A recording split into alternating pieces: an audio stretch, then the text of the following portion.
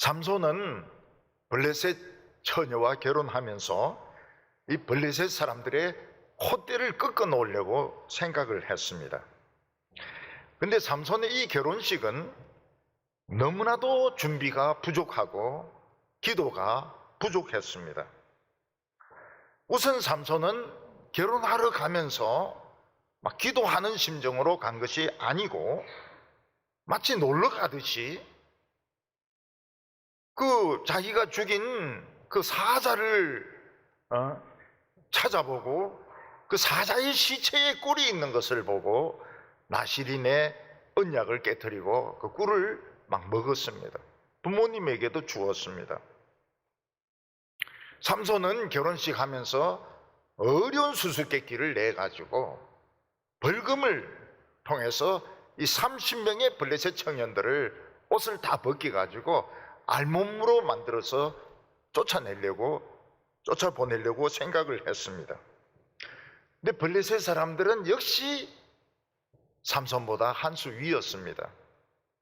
그들은 수수께끼를 못 푸니까 삼손의 신부에게 쳐들어가서 우리를 뻘거벗기려고 수수께끼를 냈느냐, 우리 도저히 못 풀겠다, 답을 알아내라, 답을 알아내지 않으면 너와 너의 아버지를 불에 태워 죽이겠다, 이렇게 협박했는데 그냥 협박이 아닙니다.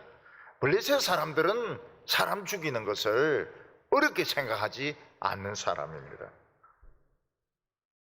삼손은 신부가 매일 울면서 쪼르니까 결국 견디다 못해서 너에게만 특별히 가르쳐주니까 절대로 다른 사람에게 말하지 말라, 그렇게 다짐을 받고 수수께끼의 비밀을 말해버렸습니다. 삼손이 진정으로 블레셋 사람들의 콧대를 꺾으려고 마음먹었으면 부인이 아무리 울고 난리치고 매달려도 답을 이야기해주면 안 되는 겁니다. 이게 바로 이스라엘 여성과 블레셋 여성의 차이점입니다. 이스라엘 여자는 절대로 배반을 하지 않습니다. 배반이라는 게 없습니다. 이스라엘 여자들은 모르는 거면 모르는 거고 말할 수 없는 것은 말 안 합니다. 그런데 블레셋 여자들, 가나안 여자들은 이 비밀을 안 지킵니다. 비밀 안 지키는 것을 식은 죽 먹기 하듯 하는 것입니다. 결국 삼손의 수수께끼 비밀은 들통이 나고 삼손은 이 정장 30불, 속옷 30불을 물려줘야 되는 빚을 안게 되었습니다. 삼손은 결혼식에서 크게 실패를 했습니다.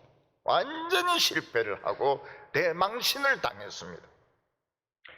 삼손은 옆에 있는 도시에 가서 남자들 30명을 때려 죽이고 옷을 벗겨가지고 갖다 주었습니다. 그렇지만 자기를 배반한 이 신부를 너무너무 미워했습니다. 너무너무 화가 났습니다. 그래서 부인을 블레셋에 버려두고 혼자 막 씩씩거리면서 집으로 돌아온 겁니다. 근데 삼손의 장인이 굉장히 계산적이고 간교한 사람이었습니다.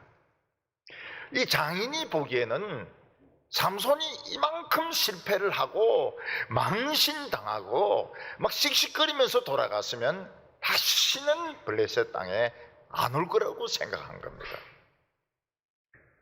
그래서 이 장인은 돈을 좀 더 벌어보려고 이 신부를 딴 남자에게 또 결혼을 시켰습니다. 이중 결혼을 시킨 겁니다. 결국 여기서 블레셋 사람들은 삼손에게 걸려들게 됩니다. 조그만 욕심, 조금 머리 굴려가지고 이익을 보려고 하다가 결국은 삼손의 손에서 걸려들게 되고 엄청난 피해를 입게 됩니다. 오늘 첫 번째는 삼손이 신부를 찾아오는 내용입니다. 삼손은 과거에 실패해서 반성을 많이 했던 것 같아요. 난 너무 기도 준비가 부족했다. 나는 사자의 시체에 꿀이 있다고 해서 그냥 퍼먹었다. 나실이 내 언약을 중요하게 생각하지 않았다. 그리고 신부가 울면서 매달린다 해가지고 수수께끼 답을 쉽게 가르쳐준 것은 잘못이었다. 하나님의 영이 임했을 때 앞도 뒤도 견뎌보지 않고 무조건 옆에 있는 도시에 가서 30명 두드리 패가지고 죽이고 옷을 빨가벗겨가지고 가져와가 준 거, 이런 것도 너무 성급했다. 나름대로 반성을 많이 했어. 나는 덤벙댔다. 기도로 준비하지 않았다. 너무 모든 것을 막 기분으로 하려고 하다가 나는 망신만 당하고 실패했다. 깊은 반성을 했던 것 같습니다. 삼손은 이번에는 절대로 내 실수하지 말아야 되겠다. 절대로 내 기분대로 하지 않겠다. 냉정해야지. 그리고 이제 부인을 찾아갔던 것입니다. 삼손은 멋진 옷을 입고 들꽃 한 다발 따가지고 가슴에 안고 또 한쪽에는 염소 새끼 한 마리를 끼고 부인과 화해하러 와서 부인을 만나겠다고 장인인데 이야기를 했습니다. 근데 불행하게도 장인은 삼손을 부인에게 데려갈 수가 없었습니다. 왜냐하면 삼손이 이래 찾아올 줄 생각을 못하고 이중 결혼을 시켰던 것입니다. 오늘 1절 말씀 보면 얼마 후 밀 거둘 때에 삼손이 염소 새끼를 가지고 그의 아내에게로 찾아가서 이르되 내가 방에 들어가 내 아내를 보고자 하노라 하니 장인이 들어오지 못하게 하고 2절에 이르되 내가 그를 심히 미워하는 줄 알고 그를 내 친구에게 주었노라. 그의 동생이 그보다 더 아름답지 아니하냐 청하노니 너는 그를 대신하여 동생을 아내로 맞이하라 하니. 오늘 두 번째로 삼손이 여우 300마리를 사용하는 것입니다. 삼손이 이제 부인을 뺏기고 생각을 해봅니다. 블레셋 장인이 뭐라 하는데 저거는 전부 임기응변이고 저거는 잔통수를 굴리는 겁니다. 블레셋도 법이 있고 이스라엘도 법이 있는데 부인 뺏긴다 해서 사람을 죽일 수는 없습니다. 어디까지나 삼손은 재산을 손해본 거예요. 신부 대금을 손해본 것입니다. 그래서 삼손은 신부 대금처럼 블레셋 사람들의 재산에 피해를 주겠다. 눈에는 눈, 이에는 이, 이렇게 생각한 것입니다. 물론 장인이 소를 물려주든지 부인을 데리고 오면 좋겠지만 남의 부인이 된 사람 데리고 올 수도 없고 이미 소 받았고 또 소가 있습니까? 지금 소 다 팔아먹어버렸고 소 있어도 줄 생각이 없는데 어떻게 장인인데 소를 받습니까? 그래서 삼손은 이것을 이스라엘 한 청년을 블레셋 전체가 사기를 쳤다. 왜냐하면 30명이나 와가지고 들러리로 와가지고 그 결혼에 보증을 썼으니까 블레셋 너희가 책임지라. 장인이 소를 못 내놓고 부인을 못 내놓으면 블레셋 너희가 책임을 지라. 이렇게 삼손은 생각을 한 것입니다. 3절에 보면 삼손이 그들에게 이르되 이번은 내가 블레셋 사람을 해할지라도 그들에게 대하여 내게 허물이 없을 것이니라 하고. 블레셋 사람을 해한다는 것은 그들을 죽인다는 걸 말하지 않습니다. 내가 결혼 대금만큼 사기를 당했으니까 나도 블레셋 사람들에게 재산에 피해를 입히겠다, 그런 뜻입니다. 삼손의 장인이 신부 데리고 오면 제일 간단한데 이미 소를 받아버리지 않습니까? 그 청년에도 소를 받아버리고 이중 판매를 한 겁니다. 또 소도 없어요. 다 써버려가지고. 삼손은 블레셋 전체가 이스라엘 청년에 대해서 사기 결혼을 했다. 근데 이렇게 자기는 생각을 하고 주장을 하려고 하는 것입니다. 이렇게 삼손이 문제를 냉철하게 생각하는 것은 미인계에 안 넘어가서 그런 겁니다. 미인계에. 삼손이 그냥 동생이 이쁘다, 그래서 이쁜 것만 보고 텁석 물었으면 근데 이거는 끝나는 겁니다. 끝나는 것이고, 삼손은 블레셋에 할 일이 없습니다. 이 하나님의 종도 아니고 진짜 이거는 가치가 없는 인간이 되는 것입니다. 미인계에 안 넘어갔기 때문에 돈도 필요 없고 소도 필요 없고 내 부인 내놔라 이러니까 딱 걸려든 겁니다. 삼손은 어떻게 블레셋 사람들의 재산에 피해를 줄까 생각해 보니까 그때가 밀을 추수할 때였습니다. 들판에는 밀이 다 익어 있었고 또 부분적으로는 이미 추순을 해서 이렇게 쌓아 놓았습니다. 삼손은 거기에 이제 불을 지르려고 생각한 겁니다. 불을 지르면 확실하게 피해를 주니까요. 근데 불을 질러줄 사람이 없었습니다. 이스라엘 사람들은 너무 블레셋 사람들을 두려워해가지고 삼손과 같이 불을 질러줄 사람이 단 한 명도 없는 것입니다. 찬스는 왔습니다. 근데 그 찬스를 살릴 수가 없습니다. 왜냐하면 아무도 도와줄 사람이 없으니까요. 그렇다고 해서 삼손이 포기할 수는 없습니다. 삼손 혼자 불질러 봐야 그거는 피해가 얼마 되지도 않습니다. 그때 삼손의 머릿속에 번개같이 떠오르는 생각이 뭔가 하면 이 밀밭에 불 지르는데 꼭 사람이어야 하나, 꼭 사람이 불질러야 되는가, 딴 거면 안 되는가, 이런 생각이 번쩍 떠올랐던 것입니다. 그 삼손이 그 밀밭 주위를 보니까 놀고 있는 여우들이 굉장히 많아요. 할 짓이 없어가지고 막 빙글빙글 돌기도 하고 장난치기도 하고 정말 할 짓이 없어서 거의 그냥 미치는 이런 여우들이 막 수십 마리가 있는 것입니다. 삼손은 맨손으로 여우를 그렇게 많이 잡기는 어렵습니다. 아마 칡능쿨 같은 거로 망을 만들었던 것 같아요. 그래서 망을 던져가지고 하루 종일 망을 던지고 또 횃불도 만들고 이렇게 해서 여우 300마리를 잡았던 것입니다. 4절과 5절 보면 삼손이 가서 여우 300마리를 붙들어서 그 꼬리와 꼬리를 메고 회를 가지고 그 두 꼬리 사이에 한 회를 달고 회에 불을 붙이고 그것을 블레셋 사람들의 곡식밭으로 몰아들여서 곡식당과 아직 배지 아니한 곡식과 포도원과 감람나무를 사른지라. 삼손은 철저하게 준비를 했습니다.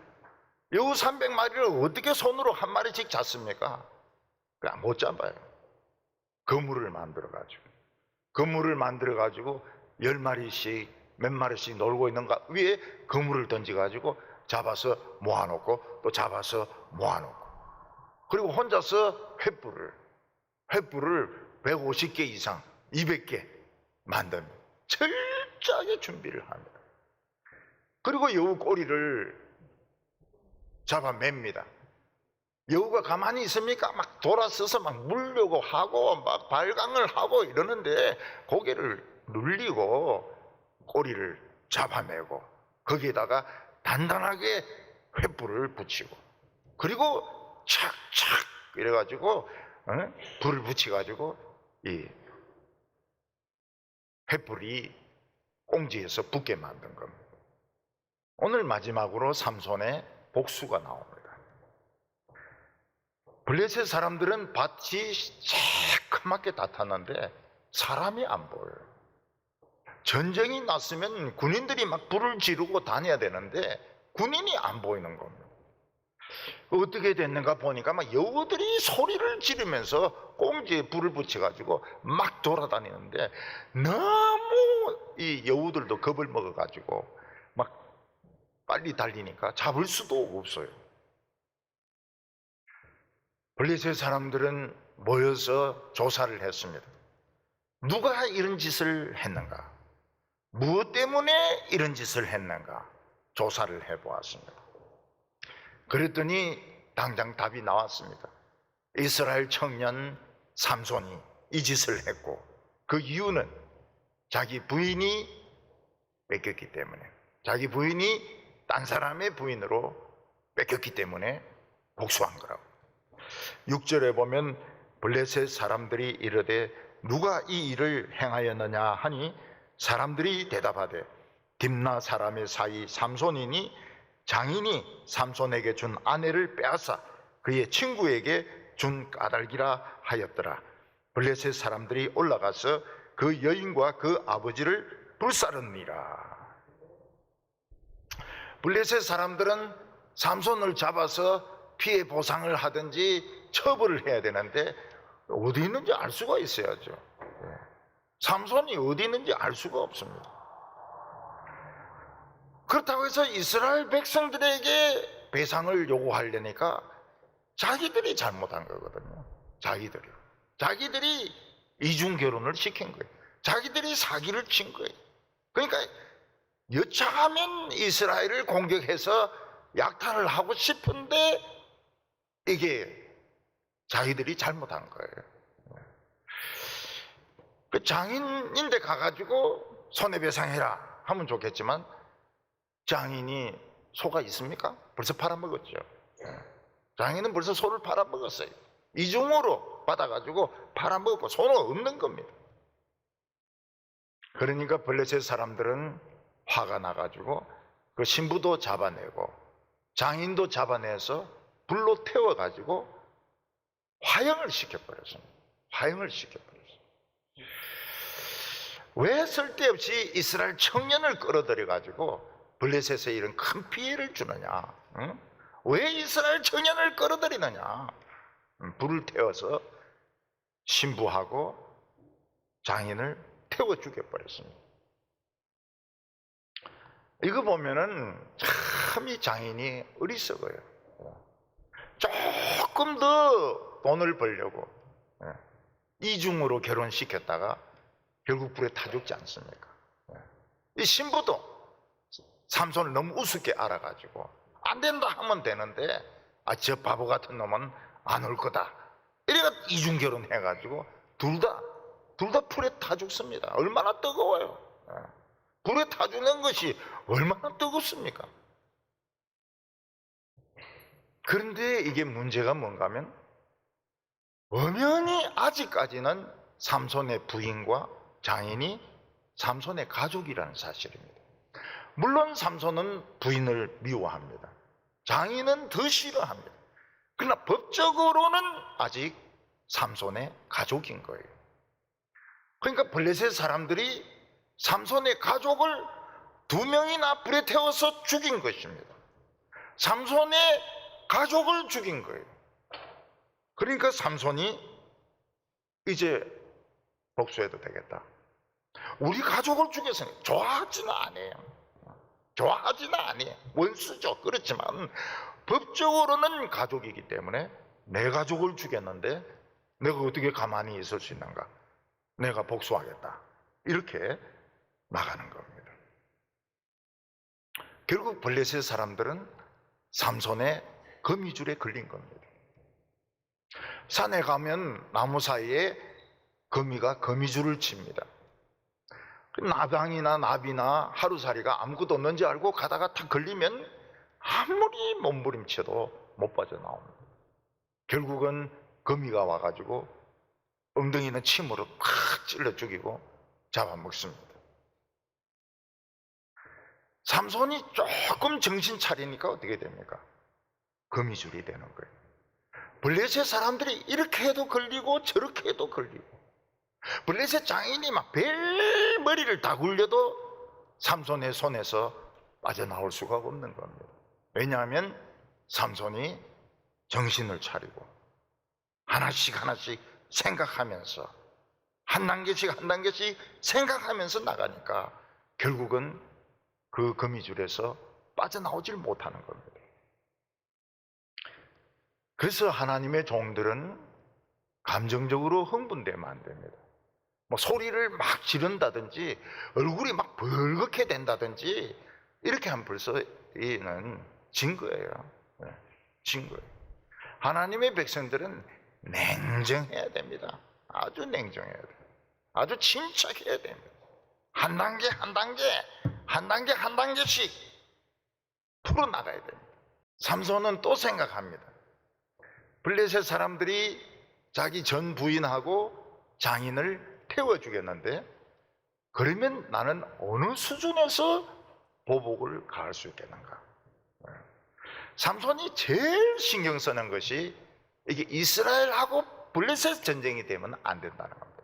자기 개인과 블레셋의 싸움이 돼야 되니까 굉장히 그 수위 조절에 조심을 합니다. 7절과 8절 보면 삼손이 그들에게 이르되 너희가 이같이 행하였은즉 내가 너희에게 원수를 갖고야 말리라 하고 블레셋 사람들의 정강이와 넓적다리를 크게 쳐서 죽이고 내려가서 에단바위 틈에 거하였더라. 삼손은 생각합니다. 내 장인과 내 부인이 불에 다 죽었다면, 내가 너무너무 아끼고 사랑하는, 사랑하긴 뭐 사랑해요. 자오가 법적으로는 자기 부인이고 자기 장인이니까 내가 어느 수준까지 보복을 해야 되는가? 그들을 마구잡이로 죽이면 이는 이스라엘하고 블레셋하고 전쟁이 됩니다. 그럼 이스라엘이 이길 수가 없어요. 전멸해 버립니다. 그래서 삼손은 블레셋 사람을 치기는 치지만 머리를 안 때립니다. 머리 때리면 바로 죽어버리니까요. 그 대신에 다리를 때립니다. 몽둥이로 가지고 다리를 때리니까 허벅지 뼈가 부러지고 정강이 뼈가 부러져가지고 사람들이 다 쓰러지는 겁니다. 삼손은 괴력을 가지기 때문에 몽둥이를 한번 맞으면 뼈가 으스러져 버립니다. 정강이 뼈가 뭐 몇 토막이 나버리고 엉덩이 뼈가 몇 토막이 나버립니다.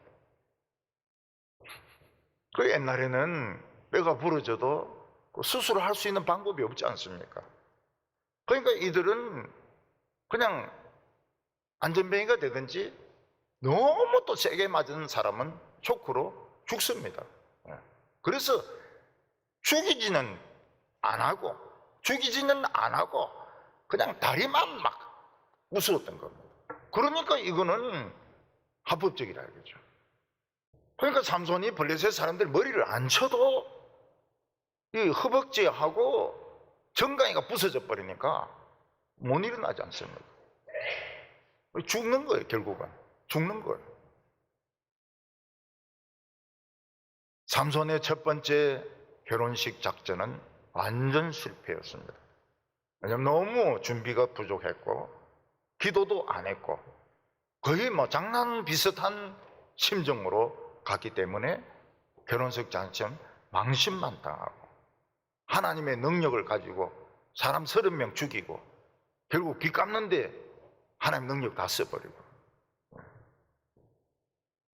두 번째로 부인을 찾으러 갔을 때는 100% 성공입니다. 왜냐하면은 삼손이 자기 감정대로 하지 않고 반성하고 기도하고 준비했기 때문입니다. 그래서 미인계에 넘어가지 않아요. 삼손 같은 성격은 미인계에 넘어갈 가능성이 많은데 예쁜 여자다 이러면은 그래 하기 쉬운데 안 넘어가는 거예요. 이 바보 같은 놈이 안 넘어가는 거예요. 자꾸 원래 부인 내놔라는 거예요. 거기서 이 장인이 걸려드는 겁니다. 그리고 도울 사람이 없다고 해서 포기하는 것이 아니고 생각을 해보니까 월급도 안 줘도 되고 양식도 안 줘도 되는 기가 막힌 부대가 있는 겁니다.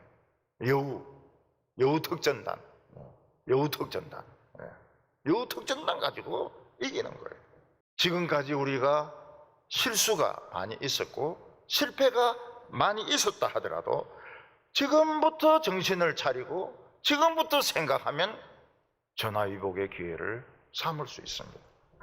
그래서 지나간 거 가지고 자꾸 이러쿵저러쿵 이야기하는 것은 진짜 그 바보들이 지나간 건 지나간 거고 지금 정신 차리고 지금 생각하고 지금 바른 길을 찾아서 나가야 되는 것입니다.